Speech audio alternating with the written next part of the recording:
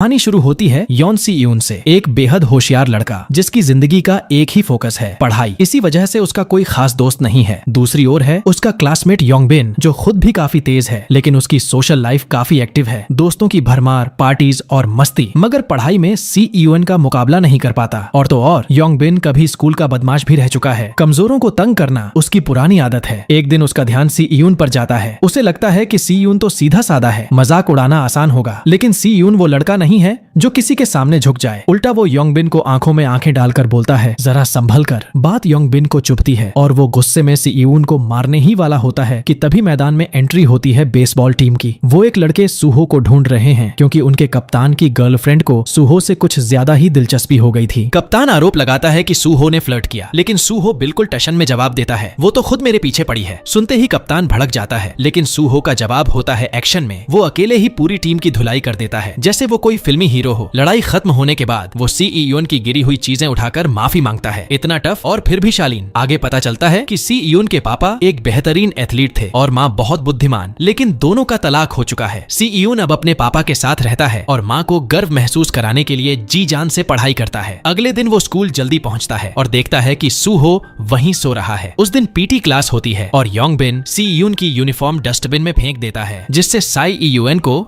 Class की dress में ही दौड़ना पड़ता है। यहीं से शुरू होती है असली परेशानी। योंग बिन और उसके दोस्त सी यून की हालत पर हंसते हैं, लेकिन सूहो फिर से सामने आता है और सबको बोलता है, तुम लोग खुद भी कोई एथलीट नहीं हो। और क्योंकि उसकी बॉडी और एटीट्यूड दोनों दमदार हैं, कोई कुछ कह भी नहीं पाता। सी यून को अब यकीन हो जाता है कि यूनिफॉर्म उन्हीं लड़कों ने गायब की है, तो वो सीधा जाकर बोलता है कि बाज आ जाओ। लेकिन योंग बिन का एक दोस्त उसका कॉलर पकड़ लेता है और डराने की कोशिश करता है। सी यून की खास बात यही है कि चाहे हालत कितनी भी टेढ़ी हो, वो नजरें नहीं झुकाता। सौभाग्य से उसी वक्त एक टीचर आ जाते हैं और मामला शांत हो जाता है। कुछ वक्त बाद सी यून अपने कमरे में पढ़ाई में बिजी होता है कि दरवाजे पर दस्तक होती है। दरवाजा खोलता है तो सामने सूहो खड़ा होता है, जो अब एक डिलीवरी बॉय के तौर पर काम कर रहा है और गलती से सी यून के घर पहुंच गया। लेकिन बिना किसी झिझक के अंदर घुस आता है और पानी मांगता है। अगले दिन स्कूल में एक नया स्टूडेंट आता है, बियोम सियोक, जो एक बड़े नेता का बेटा है। पहले ही दिन योंग बिन और उसके दोस्त उसके पास इंप्रेशन जमाने पहुंचते हैं, लेकिन वो सी यून की सीट पर बैठे होते हैं। सी यून आता है और साफ कहता है कि सीट खाली करो। यिन को तो बस मौका चाहिए था सी यून को मारने का, लेकिन फिर से सूहो बीच में आता है और कहता है, चुप रहो, सोने दो मुझे। और सब चुपचाप अपनी जगह लौट जाते हैं। शाम को योंग बिन अपने दोस्तों के साथ डिस्को में पार्टी कर रहा होता है। सी यून का हौसला तोड़ने के लिए अब योंग बिन और उसके दोस्तों ने ठान लिया था कि सिर्फ मजाक उड़ाना या धौंस जमाना काफी नहीं, अब वार करेंगे उसकी सबसे बड़ी ताकत पर, उसकी पढ़ाई पर। उनका नया प्लान था सी यून को ड्रग्स देकर उसका एग्जाम बिगाड़ना, ताकि उसका आत्मविश्वास टूट जाए। इसके लिए योंग बिन ने अपने कजिन से कुछ ड्रग्स मंगवाई और इस गंदे काम में बियोम सियोक को भी शामिल किया। बियोम सियोक पर प्रेशर डालकर धमकाया गया, अगर मदद नहीं की तो उसके साथ भी वही होगा जो पिछली स्कूल में होता था। डर के मारे बियोम सियोक सी यून के एग्जाम के बीच में उसके शरीर पर फेंटानिल का पैच चिपका देता है। सी यून को चक्कर आने लगते हैं। वो होश में आने की कोशिश करता है,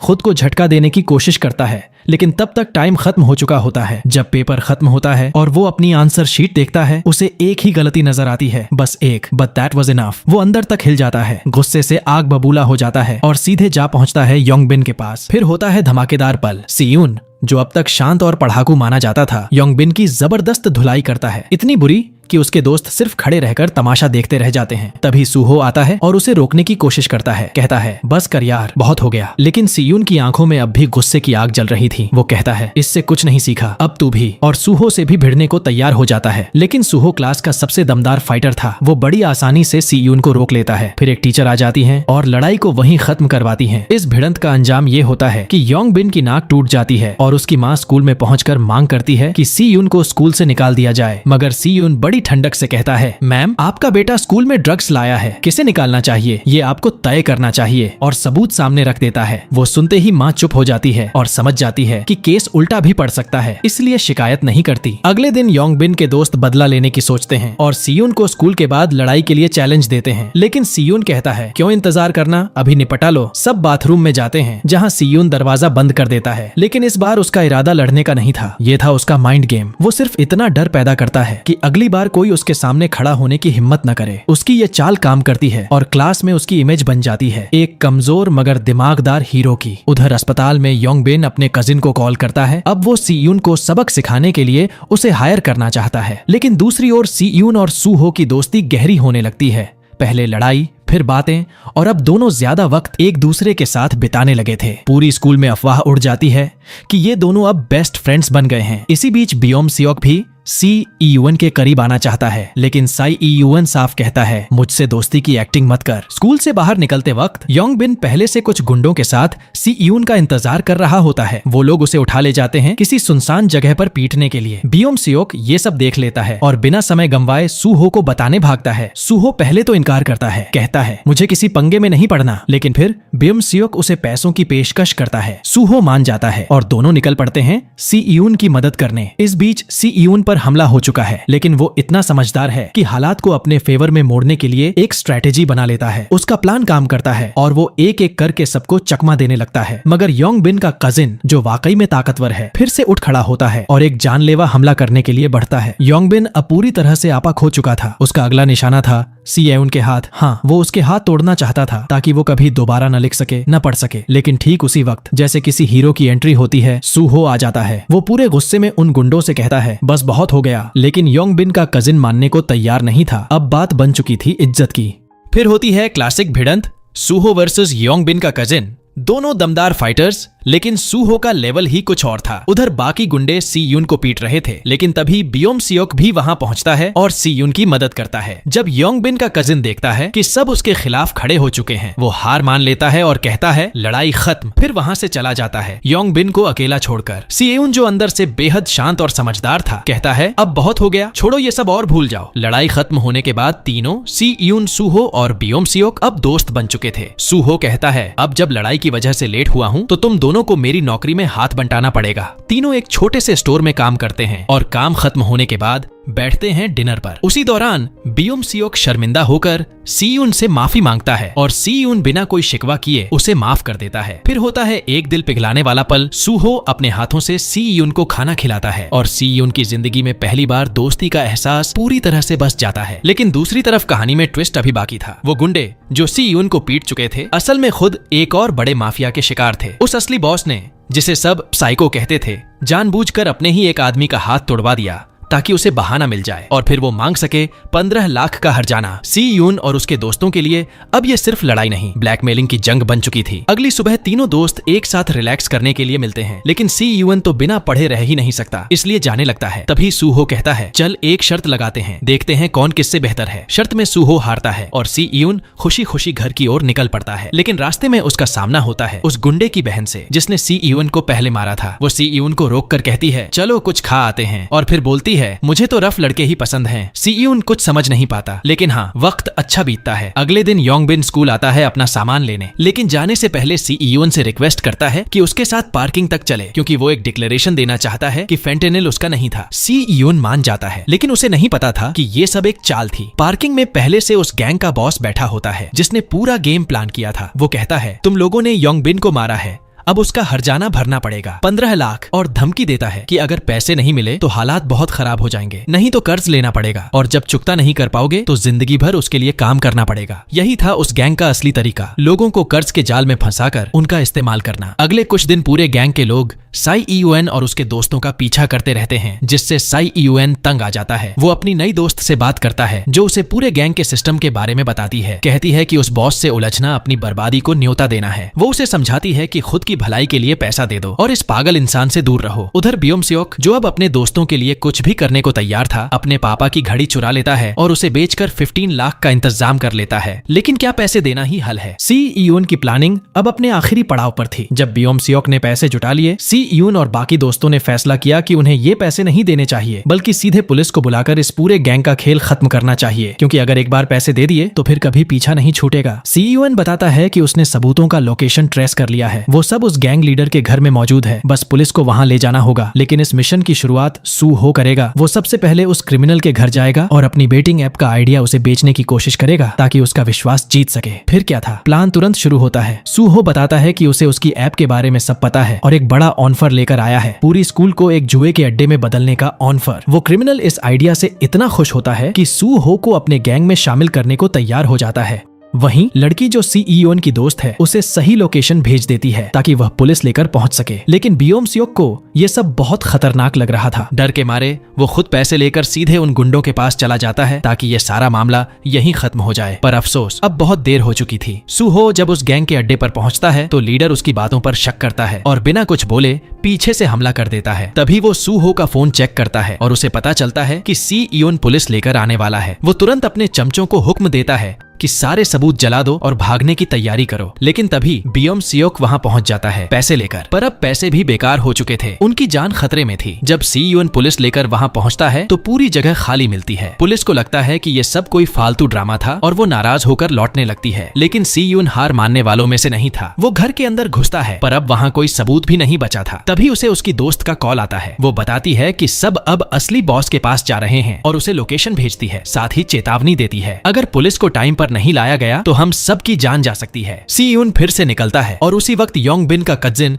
उस क्रिमिनल बॉस से आमने सामने हो रहा था। वो कहता है अब बहुत हो गया, ये सब खत्म करो। लेकिन बॉस बिना वक्त गंवाए उसकी बुरी तरह पिटाई शुरू कर देता है। तभी योंग बीच में बोलती है रुको। लेकिन बॉस और भी पागल हो चुका था। वो अपने लोगों से कहता है योंग को खत्म कर दो और यही नहीं रुकता। वो सबसे छोटे लड़के को कहता है कि वह कजिन और योंगी दोनों की हत्या कर दे क्योंकि वो नाबालिग है और उसे जेल नहीं होगी। फिर वो कजिन की जान भी लेना चाहता है लेकिन तभी कजिन उठता है और उसे चुनौती देता है एक फाइनल फाइट, अगर मैं जीता तो मैं नया बॉस बनूंगा। लड़ाई शुरू होती है, ब्रूटल, रॉ और जानलेवा। लेकिन जैसे ही वह क्रिमिनल हारता दिखता है वह छुरी निकालकर कजिन पर हमला करता है और उसे चीर देता है। ये देख योंगाई का सब्र टूट जाता है। वो खुद चाकू लेकर उस गैंगस्टर को धमकाती है पर बॉस एक चालाक शिकारी था। वो चाकू छीन लेता है और जैसे ही हमला करने वाला होता है बाहर पुलिस की सायरन सुनाई देती है। सीयून एंट्री करता है फिल्मी स्टाइल में। वो कहता है पुलिस आ गई है, अब भाग लो। फिर वो सूहो और बियोम सियोक को आजाद करता है और जैसे ही सब जाने लगते हैं पता चलता है सी यून ने उन्हें धोखा दिया था। वो असली पुलिस नहीं थी, सिर्फ एक फेक अलार्म था ताकि सब डर जाएं। लेकिन अब सब फिर से भिड़ जाते हैं। घमासान लड़ाई शुरू होती है और कजिन अपने घायल दोस्तों को बचाकर भागने की कोशिश करता है। तभी असली पुलिस भी पहुंच जाती है एक धमाकेदार वार्निंग शॉट के साथ और पूरा माहौल थम जाता है। लेकिन वो पागल बॉस इतनी आसानी से हार मानने वाला नहीं था। वो एक लड़के को ढाल बनाकर भाग निकलता है। सी यून जानता था कि अगर उन्होंने उस गैंग लीडर को अभी नहीं रोका तो वो कभी भी लौटकर बदला ले सकता है, इसलिए वो उसका पीछा करता है। जब वो उसे पकड़ता है तो उससे भिड़ने की कोशिश करता है लेकिन गैंग लीडर बहुत ताकतवर था। सौभाग्य से उसी वक्त सूहो भी आ जाता है और उसे समझाने की कोशिश करता है कि अब बस कर दे और खुद ही पुलिस के हवाले हो जाए। लेकिन वो मानता नहीं और फिर शुरू होती है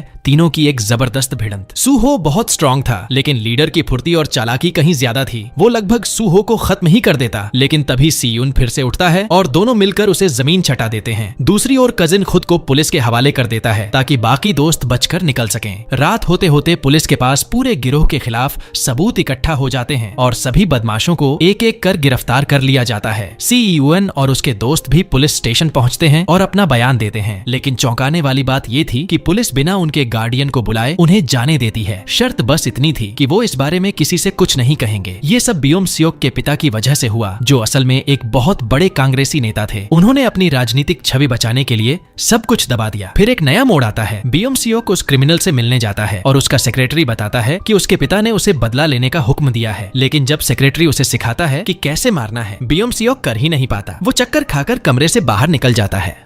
उधर अस्पताल में साई ईयूएन और उसकी दोस्त सूहो से मिलने जाते हैं। सूहो बताता है कि वो अब ठीक है और कल डिस्चार्ज हो जाएगा। फिर लड़की कहती है कि वो साई ईयूएन को डेट कर रही है इसलिए सूहो को ज्यादा घूरना बंद करना चाहिए। लेकिन सूहो सीधा बोल देता है ऐसा कुछ नहीं है। सीयून जब अपने घर पहुंचता है तो वहां कोई नहीं होता, इसलिए फिर से अस्पताल लौटकर सूहो और बाकी को खाना खिलाने पहुंच जाता है। सूहो थोड़ा घबरा जाता है और बोलता है तू मुझे डरा रहा है भाई, कोई इतना अच्छा कैसे हो सकता है। सीयून बस मुस्कुरा देता है। पर इस सब के बीच बियोम सियोक की हालत बदतर होती जा रही थी। उसे बेरहमी से पीटा जा रहा था क्योंकि सच ये था कि वो कांग्रेसी उसका असली पिता था ही नहीं। उसने तो बस अपनी पॉलिटिकल इमेज के लिए उसे गोद लिया था और अब जानवरों से भी बदतर सलूक कर रहा था। अगले दिन स्कूल में बियोम सियोक की पॉपुलैरिटी अचानक बढ़ जाती है क्योंकि अब सबको पता था कि जिन क्रिमिनल्स को पकड़ा गया है वो उसी के कारण हुए। लेकिन जब उसके दोस्त उसे योंगी के बारे में बताते हैं तो उसे लगने लगता है कि वो धीरे धीरे उसे रिप्लेस कर रही है। जब वो सूहो का इंस्टाग्राम चेक करता है तो उसे जलन होने लगती है। जल्द ही उसे पता चलता है कि सूहो का बर्थडे आ रहा है और योंगी उसके लिए पार्टी प्लान कर रही है। लेकिन बियोम सियोक कह देता है कोई जरूरत नहीं है। जैसे जैसे दिन बीतते हैं उसे लगता है कि योंगी उसके दोस्तों को उससे छीन रही है। जब वे लोग कराओके जाते हैं तो बियोम सियोक जरूरत से ज्यादा कोशिश करता है सबका ध्यान पाने के लिए, पर नतीजा उल्टा होता है। उसी दौरान उसकी मुलाकात उसके पुराने क्लासमेट्स से होती है जो उसे पहले बुली करते थे। डर के मारे वो वहाँ से भाग जाता है। जब वो बाकी दोस्तों के पास लौटता है तो गुस्से में योंगी पर भड़क उठता है, क्योंकि उसे लगता है कि उसने जानबूझकर बदमाशों को उसका पता दिया था। वो उसे मारने तक को तैयार हो जाता है, लेकिन उसके दोस्त योंगी का साथ देते हैं। इससे वो और भी ज्यादा भड़क उठता है और तभी वो गुंडे फिर से आ धमकते हैं। इस बार वो बियोम सियोक को उठाकर ले जाना चाहते हैं, लेकिन सी यून डटकर खड़ा हो जाता है और कहता है, दफा हो जाओ यहाँ से, उसे अकेला छोड़ दो। और अगले दिन बियोम सियोक इस वक्त बुरी तरह चिढ़ा हुआ था। उसे बस किसी पर भी गुस्सा निकालना था, लेकिन क्लास के बाकी लड़के उससे डरते नहीं थे, क्योंकि असली ताकतवर तो सू हो था। फिर भी वो सबको मारने की धमकी देता रहा। तभी सूजे आता है उसे शांत करने, बट हालात उल्टे हो जाते हैं और दोनों के बीच बहस शुरू हो जाती है। अगले 2 दिन बियोम सियोक स्कूल ही नहीं आता, जिससे उसके दोस्तों को चिंता होने लगती है। फिर सी यून और बाकी लोग उसे ढूंढते हुए उसके घर पहुंच जाते हैं। बियोम सियोक चौंक जाता है, बट दिल ही दिल में खुश भी होता है कि उसके दोस्त उसे देखने आए। जब उससे पूछा जाता है कि वो ऐसा क्यों कर रहा है, तो बियोम सियोक टूट जाता है। वो बताता है कि पिछली स्कूल में उसे बहुत बुरी तरह बुली किया गया था और कुछ कर नहीं पाया, क्योंकि उसके पिता ने साफ मना किया था कि वो कोई तमाशा ना करे। ये सुनकर सूहो उसे कहता है कि उन बदमाशों को कॉल कर वो खुद उनसे माफी दिलवाएगा। जब वो सब कराओके में मिलते हैं तो पहले तो वे माफी मांगने से मना कर देते हैं, उल्टा उसे फिर से धमकाने लगते हैं। लेकिन तभी सूहो एकदम से सामने आता है और उन्हें मजबूर करता है कि बियोम सियोक से माफी मांगे। पर बियोम सियोक को सिर्फ माफी नहीं चाहिए थी, उसे बदला चाहिए था। वो खुद उन्हें मारना चाहता था, लेकिन सी यून और दोस्तों ने कहा कि ये सब हद से बाहर जा रहा है। बियोम सियोक बिल्कुल बेकाबू हो चुका था। सूहो उसे कमरे से बाहर खींच ले जाता है। वहाँ दोनों में जबरदस्त बहस होती है। बियोम सियोक गुस्से में कहता है कि हम कभी दोस्त थे ही नहीं, और फिर उसे पैसे ऑफर करता है उस बदमाश को पीटने के लिए। ये सुनते ही सूहो का गुस्सा फूट पड़ता है और वो उस पर हमला कर देता है। बीच बचाव के लिए सी यून को आना पड़ता है। इसके बाद बियोम सियोक अकेले चला जाता है। थोड़ी देर बाद उसकी पुरानी स्कूल के गुंडे उसका पीछा करने लगते हैं, पर इस बार किस्मत उसके साथ थी। उसे रास्ते में अपने कुछ क्लासमेट्स मिल जाते हैं और इस बार वो उसे चिढ़ाने की जगह उसके साथ खड़े हो जाते हैं। न सिर्फ उसका साथ देते हैं, बल्कि मिलकर उन बदमाशों को सबक भी सिखाते हैं। इस जीत के बाद वे उसे अपने ग्रुप में शामिल कर लेते हैं और साथ पार्टी करने एक डिस्को ले जाते हैं। बियोम सियोक सभी के लिए ड्रिंक्स खरीदता है और इसी से सब उसे ज्यादा सम्मान देने लगते हैं। फिर इंस्टाग्राम पे सब आपस में फॉलो करने लगते हैं और बियोम सियोक को लगता है कि ये हैं उसके असली दोस्त। अगले दिन वो क्लास में नशे में झूमता हुआ आता है। जब सी यून उससे पूछता है कि क्या हुआ, तो वो उसे इग्नोर करता है और अपने नए दोस्तों के साथ चला जाता है। बाद में सी यून और सूहो उसे टोकते हैं, बट बियोम सियोक कहता है कि उन्होंने कभी उसे दोस्त नहीं माना, इसलिए अब वो भी नहीं मानेगा। फिर वो एक और पार्टी में चला जाता है, जहां उसकी मुलाकात होती है योंगबिन से, जो अब कहता है कि वे दोस्त बन सकते हैं क्योंकि अब उनका एक कॉमन दुश्मन है। उधर सी यून स्कूल से बाहर निकल रहा होता है जब उसका भाई उसे पकड़ता है और अपने साथ काम पर ले जाता है ताकि दोनों साथ में वक्त बिता सकें। सी यून को चिंता होती है कि बियोम सियोक के नए दोस्त उसका फायदा उठा रहे हैं, बट सूहो कहता है कि असल में बियोम सियोक ही उन लोगों का इस्तेमाल कर रहा है ताकि वो खुद को पॉपुलर महसूस कर सके। अगले दिन बियोम सियोक अपनी सीट भी बदल लेता है। सी यून उसके नए दोस्तों को धमकाता है कि अगर उन्होंने उसका फायदा उठाया तो अच्छा नहीं होगा, लेकिन सूहो कहता है तू किसी की मदद नहीं कर सकता जो खुद मदद नहीं चाहता। फिर दोपहर में वो नए बदमाश कैंटीन की लाइन में घुसने की कोशिश करते हैं, बट सूहो सबको लाइन में लगने का हुक्म देता है और सब उसकी बात मान भी लेते हैं सिवाय बियोम सियोक के। उसे लगता है कि वो सबसे ऊपर है। सूहो के पास कोई और चारा नहीं बचता और उसे एक झापड़ रसीद कर देता है। ये देखकर बियोम सियोक बदला लेना चाहता है, बट सच्चाई ये थी कि वो अंदर से अब भी बहुत कमजोर था। उसे पता था कि वो सूहो का कभी सामना नहीं कर सकता, इसलिए बियोम सियोक और उसके दोस्त एक प्लान बनाते हैं। वो योंगबिन के दोस्त को हायर करते हैं जो जल्द ही प्रोफेशनल फाइटर बनने वाला था। उसे ऑफर किया जाता है पूरे 1 मिलियन वॉन बस सूहो को सबक सिखाने के लिए। लेकिन दिक्कत ये थी कि सूहो ने पहले ही इस फाइटर को हरा दिया था, तो उसे बढ़त दिलाने के लिए बियोम सियोक और उसके दोस्तों ने सूहो की बाइक के ब्रेक काट दिए ताकि वो हादसे में घायल हो जाए और ढंग से लड़ ना पाए। सूहो को अंदर ही अंदर समझ आ गया था कि इसके पीछे कौन है, बट वो सी यून को टेंशन नहीं देना चाहता था, इसलिए उसने ऐसे किया जैसे उसे कुछ पता ही नहीं। थोड़ा वक्त बीतता है और आ जाता है सूहो का बर्थडे। यही वो दिन था जब बियोम सियोक और उसके दोस्त सूहो को पीटने की प्लानिंग कर रहे थे। बियोम सियोक उसे कॉल करता है, बट सूहो ने उसे पहले ही ब्लॉक कर रखा था, इसलिए बियोम सियोक अब योंगी को कॉल करता है और कहता है कि वो सब दोस्तों से फिर से मेलजोल करना चाहता है और सूहो को एक गिफ्ट देना चाहता है, बट इसके लिए उसे योंगी की मदद चाहिए। योंगी जो चाहती थी कि सब फिर से दोस्त बन जाएं, इस झांसे में आ जाती है और मान जाती है, लेकिन असल में ये सब एक बहुत बड़ी साजिश थी। फिर एक मैसेज सूहो को भेजा जाता है, बट सबसे पहले वो सी यून के हाथ लग जाता है। वो पूरा मैसेज डिलीट कर देता है और सू हो से कहता है कि वो आराम से खाना खाए, वो थोड़ी देर में कुछ काम निपटा कर आएगा। जब सी यून उस जगह पहुंचता है तो वो पूरे एरिया का एनालिसिस करता है और एक स्ट्रेटेजी प्लान करता है ताकि वक्त आने पर वहां से सुरक्षित भाग सके। फिर वो उन गुंडों के पास जाता है जिन्हें साई यून की जगह सू हो की उम्मीद थी। उसे देखकर बियोम सियोक थोड़ी देर के लिए घबरा जाता है और कहता है कि वो वापस चला जाए, लेकिन योंग बिन अब किसी भी हालत में सी यून को छोड़ना नहीं चाहता था। सी यून फौरन दौड़ना शुरू करता है और अपनी बनाई हुई स्ट्रेटेजी से काफी सारे बदमाशों से बच निकलता है, लेकिन आखिर में उनके नंबर ज्यादा थे। फिर भी सी यून अपने दिमाग और दम से कईयों को हरा देता है, पर तभी आ जाता है वो फाइटर जिसके आते ही सब उसके पीछे छुप जाते हैं। वो सच में बहुत ताकतवर था। सी यून को बहुत आसानी से जमीन पर गिरा देता है। जब योंग बिन उसे मारने के लिए आगे बढ़ता है तो बियोम सियोक उसे रोकता है और कहता है कि इससे उसका कोई लेना देना नहीं है, लेकिन उसका नया दोस्त उल्टा उससे कहता है कि उसे अब एक साइड चुननी पड़ेगी और बियोम सियोक चुपचाप खड़ा रहता है और सबके सामने सी यून को पिटता हुआ देखता है। इस भयानक मारपीट के दौरान योंग ई ने पुलिस को कॉल कर दिया था। पुलिस आते ही सारे गुंडे वहां से भाग जाते हैं। जब सी यून होश में आता है तो वो बहुत ज्यादा घायल था। योंग ई पुलिस को पूरी सच्चाई बता रही थी, बट सी यून उसे रोकता है और कहता है कि वो कुछ न कहे। फिर वो खुद बियोम सियोक को कॉल करता है और कहता है कि वो उसे पुलिस में नहीं देगा, बट ये सब यहीं खत्म होना चाहिए। अगले दिन सी यून के पिता उससे पूछते हैं कि ये चोटें कैसे लगी। सी यून झूठ बोलता है, कहता है कि सीढ़ियों से गिर गया था। उसका पिता बहुत परेशान हो जाता है और कहता है कि अब वो उसे किसी दूसरी स्कूल में ट्रांसफर कर देगा। उधर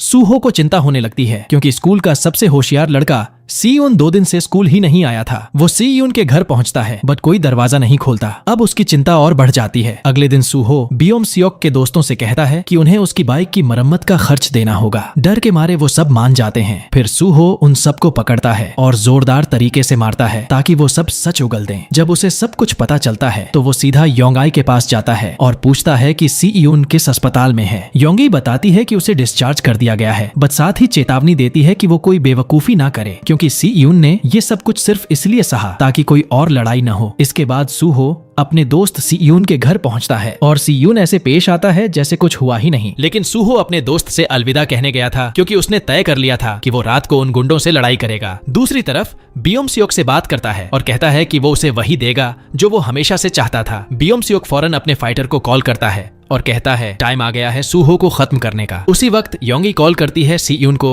और बताती है कि सूहो को सब कुछ पता चल चुका है और अब वो बहुत परेशान है क्योंकि ना तो वो काम पर गया और ना ही उसका फोन उठ रहा है। ये सुनते ही सी यून अपनी पढ़ाई छोड़कर अपने दोस्त की तलाश में निकल पड़ता है। उधर सूहो और बियोम सियोक आमने सामने होते हैं। सूहो उससे माफी मांगता है, कहता है कि वो नहीं चाहता था कि उसके शब्दों से बियोम सियोक को दुख पहुंचे। साथ ही वो उसे सी यून से माफी मांगने के लिए भी कहता है, लेकिन बियोम सियोक का जवाब वही था जो कभी उसके साथ बदतमीजी करने वाले लड़कों ने उससे कहा था, मुझे माफी मांगने की कोई जरूरत नहीं है। यानी अब वो खुद ही बन चुका था वही चीज जिसने उसे एक समय सबसे ज्यादा दर्द दिया था। ये सुनते ही सूहो का गुस्सा फूट पड़ता है और वो उसे जोरदार पंच मारता है। तभी बियोम सियोक का फाइटर बीच में कूदता है और कहता है अब लड़ाई मुझसे होगी। दोनों रिंग में उतरते हैं और फाइट शुरू होती है। दोनों ही जबरदस्त फाइटर थे, लेकिन बियोम सियोक का आदमी लगभग प्रोफेशनल बन चुका था और सूहो अब भी घायल था। फिर भी सूहो अपनी पूरी ताकत झोंक देता है और उसे गिरा भी देता है। बट जैसे ही वो फिनिशिंग मूव करने वाला था, पीछे से एक गुंडा आकर उसे जोर से लात मार देता है। इससे सूहो बुरी तरह घायल हो जाता है। तभी बियोम सियोक खुद रिंग में चढ़ जाता है और सूहो के सिर पर क्रूरता से वार करता है। फिर बाकी के गुंडे भी ऊपर चढ़ाते हैं और मिलकर सूहो को बुरी तरह पीटते हैं, मानो जान ही ले लेंगे। लेकिन उसी वक्त बियोम सियोक का सेक्रेटरी आकर सबको रोकता है, बट तब तक सूहो की सांसें रुक चुकी थीं। ये देख बियोम सियोक का दिल बैठ जाता है। वो वहीं रोने लगता है जैसे कोई छोटा बच्चा हो। वो फौरन एम्बुलेंस बुलाना चाहता था, पर उसके सेक्रेटरी उसे जबरदस्ती वहां से खींच ले जाते हैं। फिर वो दोबारा वापस आते हैं क्योंकि अब कोई गवाह नहीं छोड़ सकते थे। वो दोनों गुंडों से कहते हैं, अब तुम ही लोग इसकी पूरी जिम्मेदारी लोगे। उसी रात बियोम सियोक के घर उसके पापा उसे कहते हैं, अब तू देश छोड़ने की तैयारी कर और तब तक घर से बाहर मत निकल। अगली सुबह सी यून जल्दी स्कूल पहुंचता है, पर उसे सब कुछ अजीब लगता है। सूहो नहीं था। उस दिन फाइनल एग्जाम्स भी थे, पर उसकी फिक्र में